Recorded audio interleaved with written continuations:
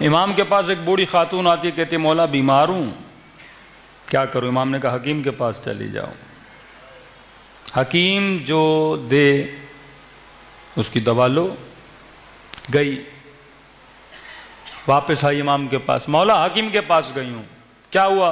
मौला उसने दवा बताई है। तो हमने तो कहा था हकीम के पास जाओ, जो हकीम कहे कर लो। कहा मौला लेकिन आपसे पूछने आई हूँ, वो दवा खाऊं कि नहीं खाऊं? इताअत की मंजिल देखिए। इमाम ने कहा कौन सी दवाई दी है? कहा मौला हकीम ने कहा है शराब पियो। तो इमाम ने कहा हमने तुझे पहले ही कहा था जो हकीम कहे करो। लेकिन कहा मौला मुझे हकीम की नहीं पड़ी, मेरे हकीम भी आप हैं, हकीम उम्मत है ना अहले बैत।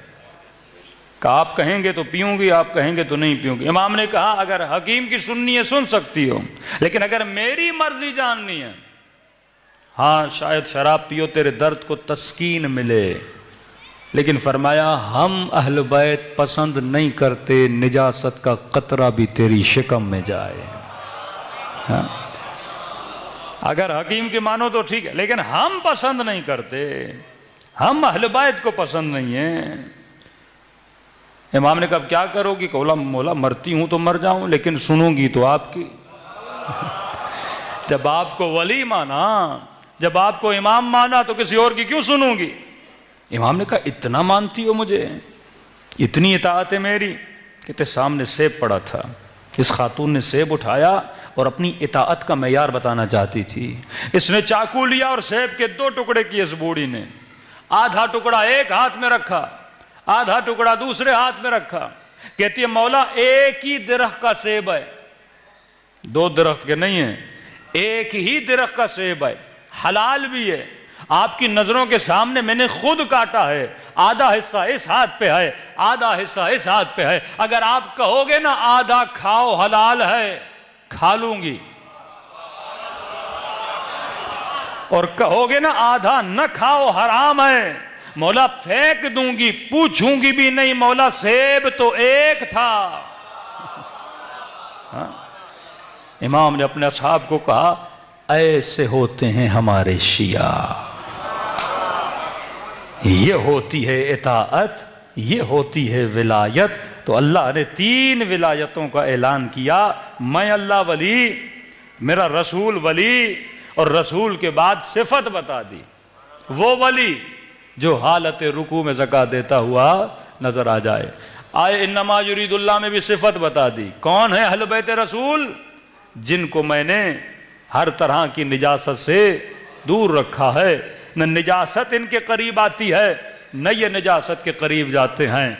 नाम नहीं बताए कि अहले बैत मसलन अली हैं, हसन हैं, हुसैन हैं, सैयदा फातिमा हैं। अल्लाह ने क्या बता दी? सिफत बता दी। कि घबराने की ज़रूरत नहीं, मैं सिफत बताकर मोहर लगा रहा हूं। अब कोई गैर आना भी चाहे तो पहले उसने साबित करना होगा कि वो निजासत से दूर है। कभी बोलते हैं अहले बैत की इस्मत को साबित करी, मैं कहता हूं अहले बैत की इस्मत तो प्रैक्टिकल इस्मत है। हाँ? एक मरतबा एक बंदे के पास डिग्री है, मसलन जैसे मैथमेटिक आती है, जैसे इंग्लिश आती है, या इससे बायोलॉजी आती है। एक मरतबा कहता है मैं प्रैक्टिकल टीचर हूँ, आपने जो सवाल करना है मेरे से कर लीजिए। हम कहते हैं हमारे 11 इमामों की ज़िंदगी उठाकर देख लीजिए, ज़िंदगी में एक भी गुनाह अगर नज़र आ जाए, एक, ये प्रैक्टिकल है ना, एक भी ख़ता नज़र आ जाए, गढ़ी हुई हदीसें नहीं, बनाए हुए फ़ज़ाइल नहीं। अहले बैत की शख्सियत क्या थी? प्रैक्टिकल थी। जिस तरह रसूल खुदा की शख्सियत क्या थी? प्रैक्टिकल थी। नबी पे हर इल्ज़ाम मक्के वालों ने लगाया, कभी कहा यह जादूगर है, कभी कहा यह मजनून है, कभी कहा यह साहिर है, लेकिन कभी ये इल्ज़ाम नहीं लगाया कि अमानतों में खयानत करता है। कहते थे अमीन भी है। अल्लाहुम्मा सल्ली अला मुहम्मद। फिर कहते हैं नबी पैदाइश से नबी नहीं है, नबी 40 साल के बाद नबी। भाई फ़लसफ़ा इलाही समझो। हज़रत मूसा माँ की गोद में नबूवत का ऐलान करते हैं, मोहम्मद मुस्तफ़ा तो उनसे अफजल है। क्यों? 40 साल के बाद नबूवत मिली। अरब का माहौल ऐसा था, नबी ने शरीयत लानी थी, नबी ने दीन लाना था। कि आए मोहम्मद पहले 40 साल अरबों में खुद को साबित करो, फिर मेरी खुदाई को साबित करना।